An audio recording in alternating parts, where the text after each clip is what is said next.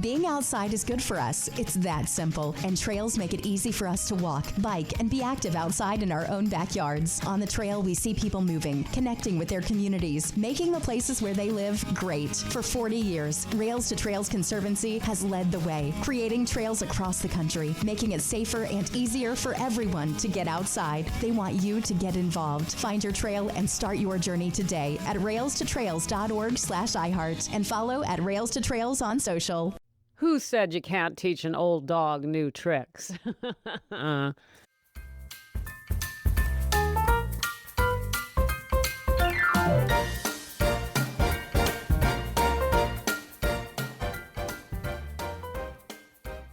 Welcome to Sobriety Snippets for Women Over 40, where we elevate our mindset and trade hangovers for higher consciousness. I'm Becca Jacobson, and it is time for our midweek snippet. Gals, today I'm going to I'm giggling a little bit because we are not old dogs. I did not mean that. That is not what I meant. Oh, before I start, by the way, welcome back to the snippets. And if you're new here, welcome home, my dear. This is where you belong. This is the place to be for the 40-plus woman who struggles with alcohol. So welcome. Make yourself at home. Your perspective on this journey will actually never be the same now, just because you're here. And I personally think that's pretty exciting. Gals, I'm always talking to you about making this the best chapter of our lives. I'm always trying to make sure that you not only believe that, but want to do it. And I know what it feels like. You get to a certain age, and there are certain ideas around that age in our society. And generally speaking, the last chapter of life, whether it's the last 20 years or the last 30, is looked upon as, well, not exactly, people's favorite, right? Who wants to be getting closer to the end? And there are challenges with the body. And of course, suddenly we look in the mirror and it's like, what happened? We see a wrinkle, a gray hair, our skin is just not the same. Honestly, this aging, I guess that's what they call it, right? Nobody really wants that. We're all like, no, if I had my choice, I'll take a different era of life, a different chapter of life. But gals, I'm here to put my foot down and say, no, I disagree. I believe that this can and should be the best chapter of our lives. Now, am I just saying that because we have no bloody choice? It's not like we have a choice, is it? It's not like I can go, after all, I think I prefer the 30s. Let's go there again. I would still say no. The knowledge we've gained through our life experiences are worth their weight in gold. And I wouldn't never go back and exchange that for that. But that's not what this is about, okay?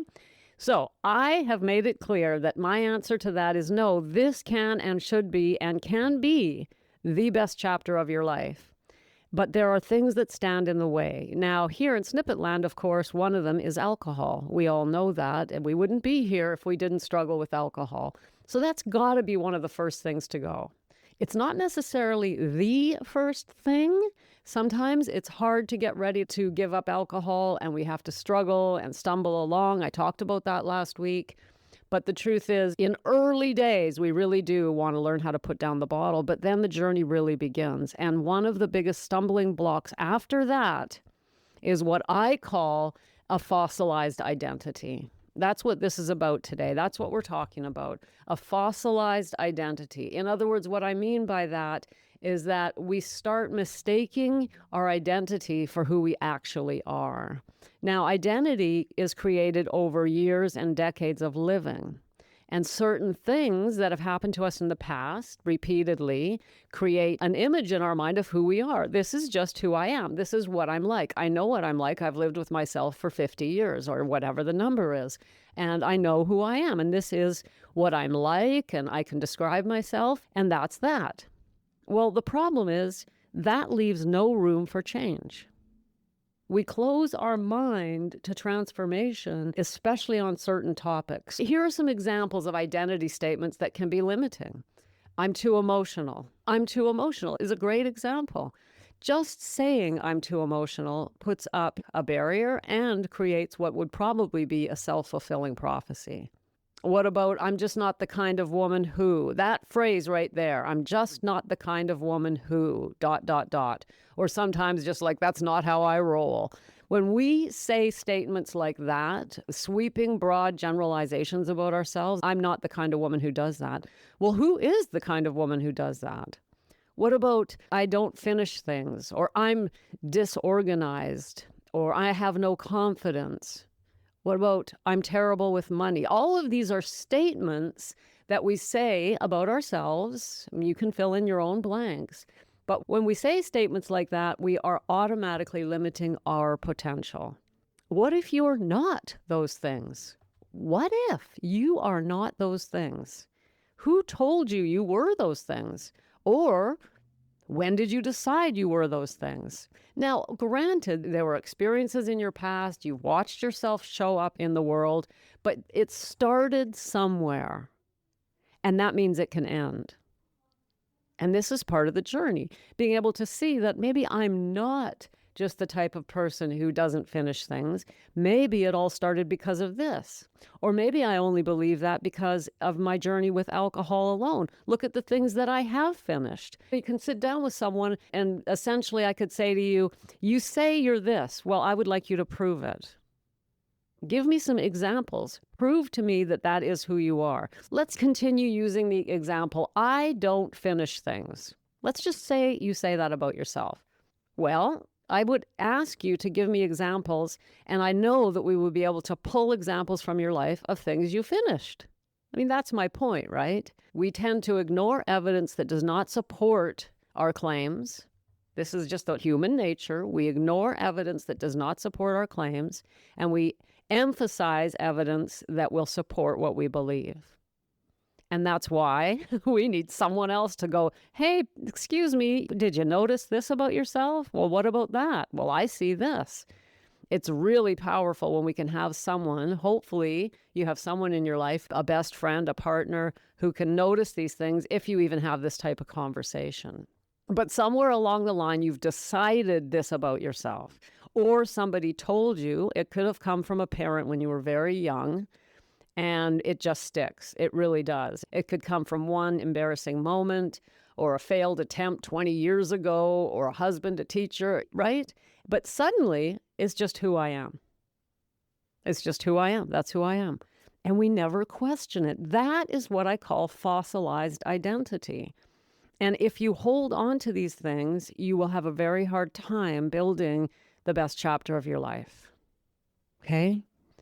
There's another way of looking at this as well. We could just change the way we talk about it. Instead of saying, I'm an anxious person, for example, you could say, I experience anxiety. Or instead of saying, I'm a drinker, you could say, I drank too much. Instead of saying, I'm an angry person, how about I lost my temper? We want to avoid generalizations. Language matters because our identities are built from repeated language. 7 years ago, if you'd have told me I'd be speaking into a microphone several times a week, being patient and compassionate with other women, coaching women from around the world, building a business, hiking every day, and feeling more peaceful than I'd ever felt in my life, I simply wouldn't have believed you. Especially the part about coaching and helping and being compassionate and patient with other women. Because, my dears, 7 years ago, I didn't talk to any women. I was afraid of women. I judged myself, and then I thought they would judge me because I drank, because of my past. I'm like, no way was I going to make friends with any women. I didn't trust myself to. The alcohol held me back, and my past held me back. And because I didn't like myself very much, it's very hard to like others. That's why I always emphasize learning to like and even love ourselves. But my point is, that was only 7 years ago. And now here I am. It's unbelievable the transformation that can happen when we don't allow ourselves to fossilize our identity. Lock it in and claim it, own it, worship it, put it in our pocket, protect it like it's dear to us. Set it on the table, look at it, and decide whether you want to keep it or not. You don't have to own that thing. The most limiting stories aren't the ones we tell other people.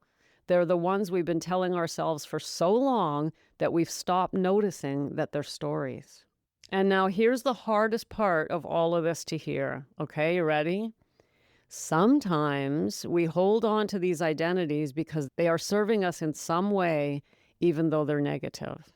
Now, I know this one's hard to hear, so bear with me, but here's an example.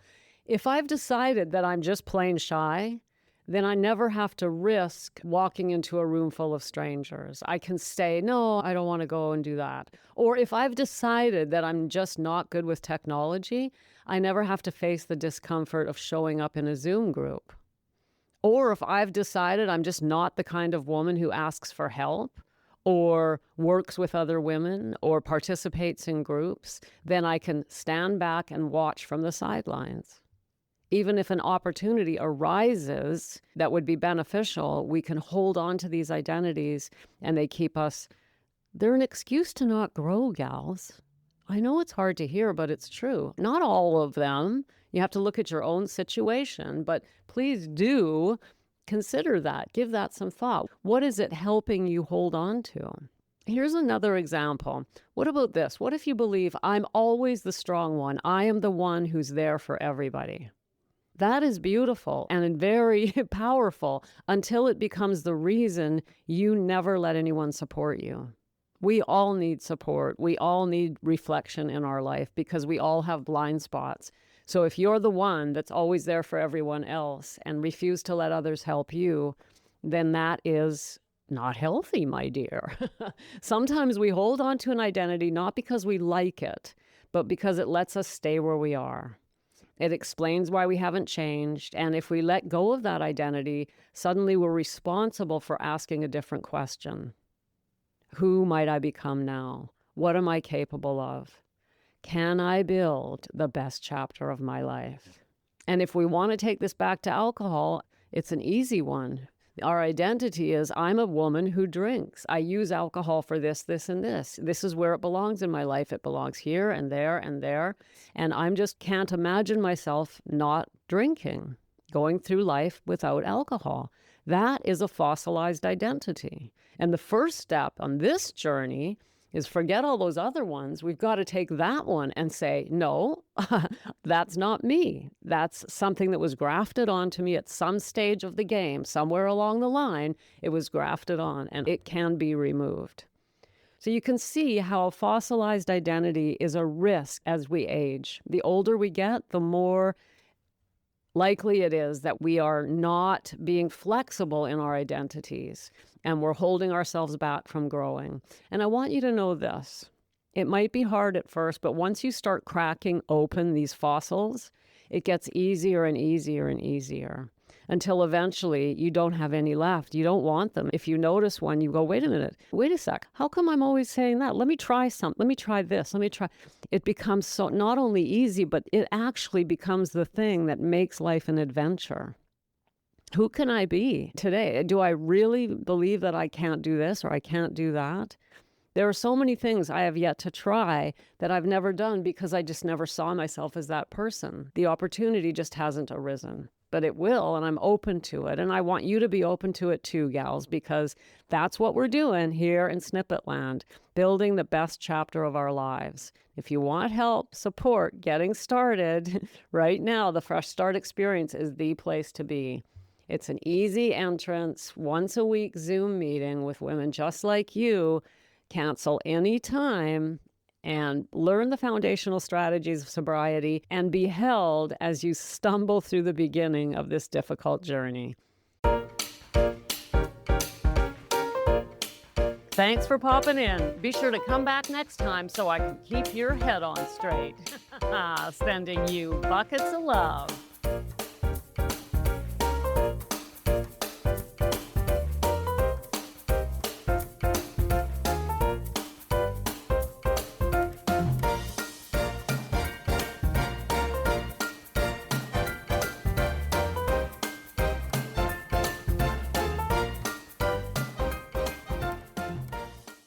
Being outside is good for us. It's that simple. And trails make it easy for us to walk, bike, and be active outside in our own backyards. On the trail, we see people moving, connecting with their communities, making the places where they live great. For 40 years, Rails to Trails Conservancy has led the way, creating trails across the country, making it safer and easier for everyone to get outside. They want you to get involved. Find your trail and start your journey today at railstotrails.org/iHeart and follow at Rails to Trails on social. The modern man is fascinating. He has a standing desk. He takes creatine. He listens to podcasts at 2 times the speed. He owns 3 water bottles, and he follows 6 productivity influencers. Then every weekend, he drinks enough alcohol to tranquilize a rhinoceros. If any of this sounds familiar, I'm Shane Raymer, host of That Sober Guy podcast. We talk performance, we talk purpose, we talk leadership, and we talk about building a better life without alcohol. Because the answer isn't another life hack. It's removing the thing that's holding you back. Search That Sober Guy wherever you get your podcasts. If you like the show, please take a moment to rate, review, and subscribe. It really does help the show to grow. Thank you for listening.